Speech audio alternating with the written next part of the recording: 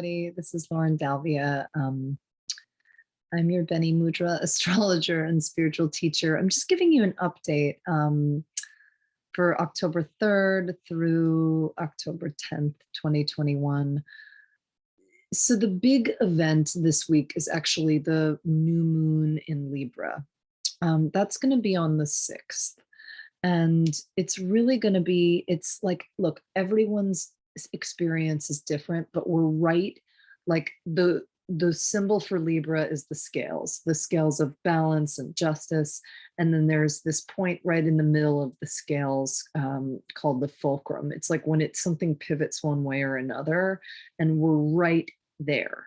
We're at the fulcrum of the scales, and no matter what we're releasing or what we're shifting from into what, we have to surrender. We have to go through it. There's no way around but through, but like, that's kind of the main event. It is conjoining Mars in the sky, and it's both of those things are opposing Chiron, who is the wounded healer, the part of us that it's basically abandonment. I mean, Chiron sits differently in everybody's chart, but the primary wound for all of us and for Chiron himself is abandonment. This new moon is energizing. It's sensitive.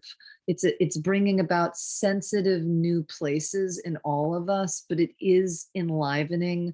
You have Sun and Mars together on October 8th, which is still right in the energy of the new moon.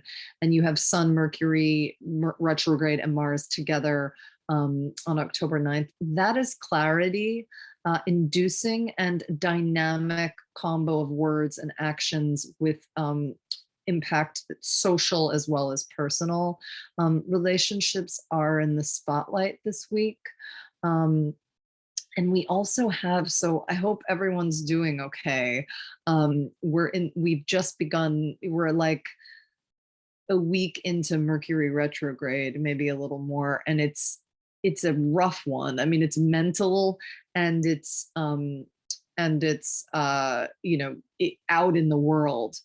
But I assure you that Mercury retrograde is for good. I mean, there are delays, there's scrambles, there's screw ups, it took me 30 minutes to get a taxi tonight, and I couldn't go to one thing, so I had to choose another thing to do. But it's like, it's all of this trickstery, slow down energy of Mercury retrograde is just teaching us to slow down and actually go inward. So that's how it's like, you just lean into it. It's like having a delay at the airport. Like, it sucks, but like, one of my best friends started a blog that 500,000 people now follow. And it's like, not that everybody has to do that, but it's just like, what does it want? Like every time something is happening that we perceive to be shitty, it's like, what does it want? Like, what, I'm slowed down. Like, what can my ways of being be to support whatever's happening? And how can I have a sense of humor about it?